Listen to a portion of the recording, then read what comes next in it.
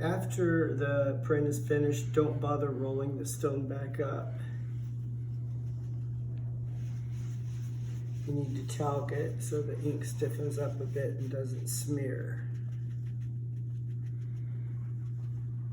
And I like to polish my stones with the talc to where it almost glides across the surface.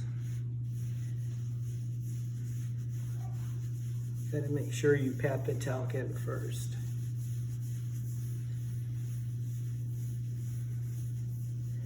Okay, now what I'm gonna do is put straight gum on the stone, and I'm gonna wipe it as tight as I can to get all of the gum off. Then I'm gonna have to use lacquer thinner to get off the Red Death. Then I can counter etch my stone with a lemon and do my next color, which is yellow.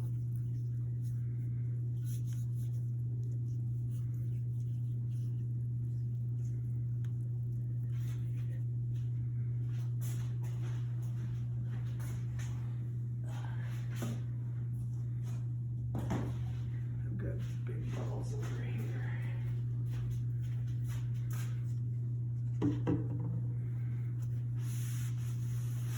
I just go horizontally and vertically across the stone to get the excess gum off. Then I flip my cheesecloth.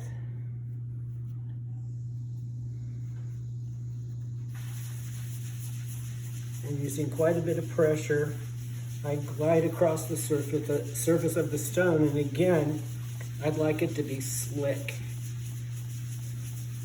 There it goes, it's slick. Gotta make sure though that no gum like this gets on it. Now I'll wait 20 minutes and wash it out and counter etch the stone with lemon juice. Well, I like reduction lithography a lot, and I decided to use CMYK transfers from my computer. And so what I did is I printed out the CMYK plates, and then I drew the corresponding color on the stone. So right now, blue has been printed and I'm ready to rub it up for printing the magenta. But I wanted to talk about the process because this time I decided I wanted some of the blue left and then I wanted some deleted. I didn't want to use acid only, so I used a toothbrush. And so using just the toothbrush and working through a counter etch at the same time, I removed ink. So as I was removing the ink, the lemon juice that I was using to counter etch was counter etching because it was gone. And I use a shot glass like this with 20 milliliters of lemon juice, fill it up to water, and I use small sponges. And you don't need much more than that because when you wring this much counter etch onto a stone, that's quite a lot.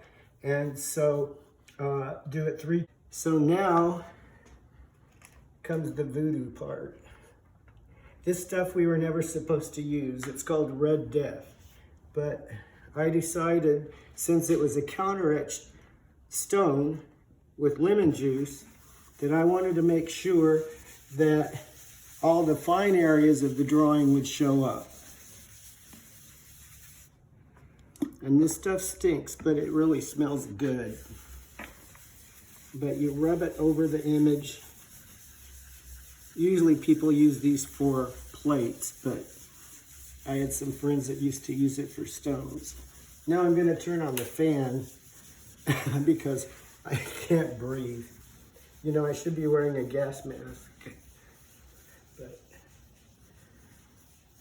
sorry for all of you purists out there. Sorry I don't have gloves, but I didn't get any on my fingers. So this has to set for like 15-20 minutes and dry. Then I can rub it up in magenta and start printing. So now that the Red Death is dry, I'm going to put the magenta color down and rub it up instead of using something like triple ink or asphaltum. Because the Red Death is lacquer based, I can use lithotripsine on the stone without disturbing that base.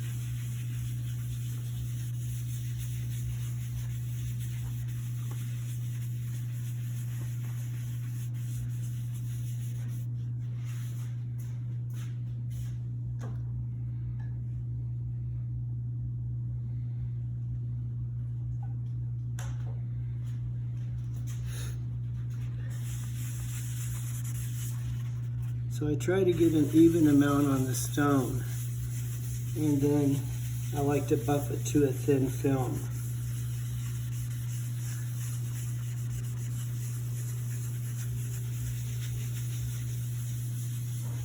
I'll tell you, this lithotripsine smells a lot better than the Red Death, but that just gagged me. And I'm really sorry that I didn't wear a mask, because this sets a bad example for all of you young people who have been much more careful about toxicity. Okay, here we go. I'm gonna fan this dry for a minute.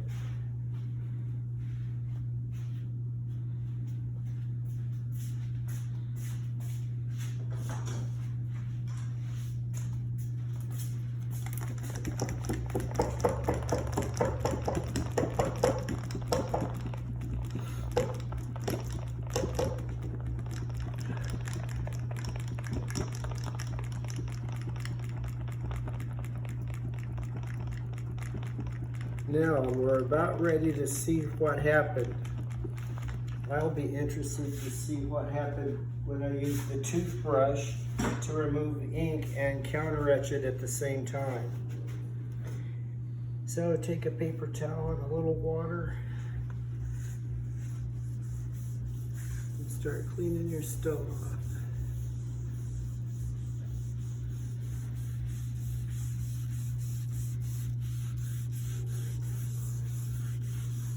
Okay, now I counter etched this with a lemon and it looked like it worked fine.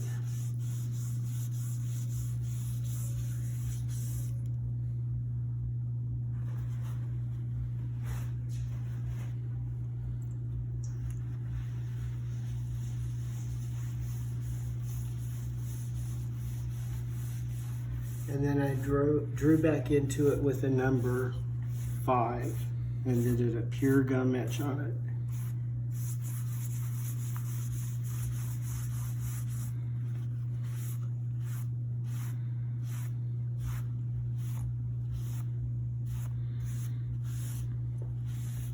God, I hate this stuff.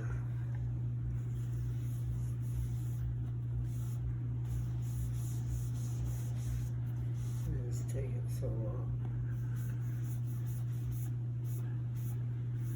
Okay, now it's ready to roll up.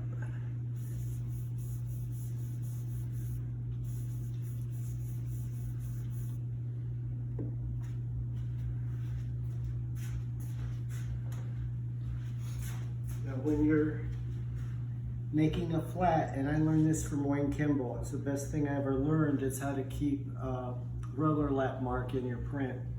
That is, you put the edge of the roller down on the edge of the ink and mark it with your thumbs, and you just go forward, back,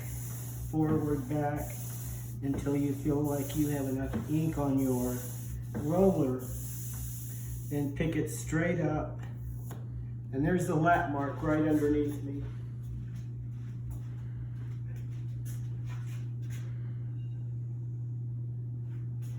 So I set the line here, and not picking up my roller, just going forward and back.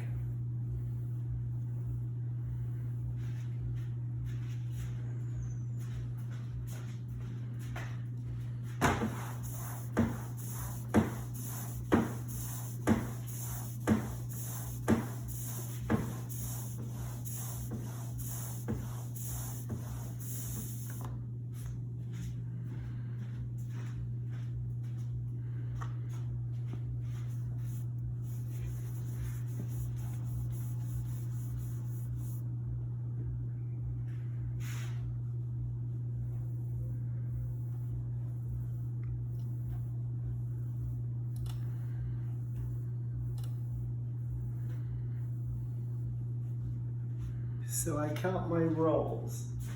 How many trips to the slab, how many times the roller passes the stone. This will be my third and final pass.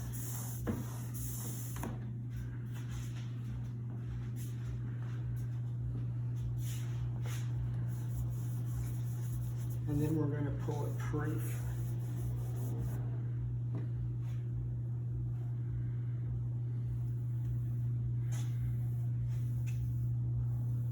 Okay, that's it right there. So here's the proof.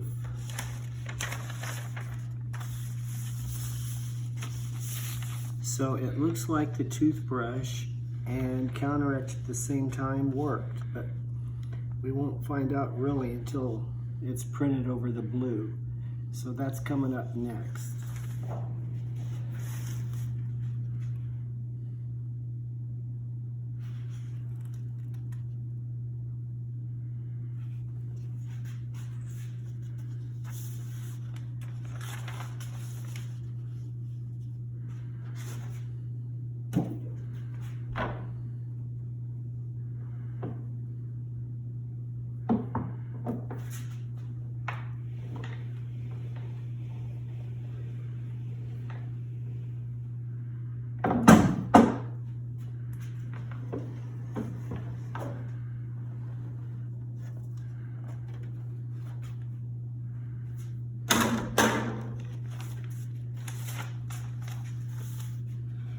Well, here's the scary part.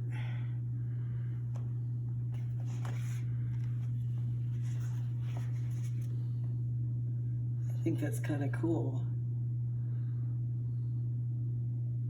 Well, next is the yellow.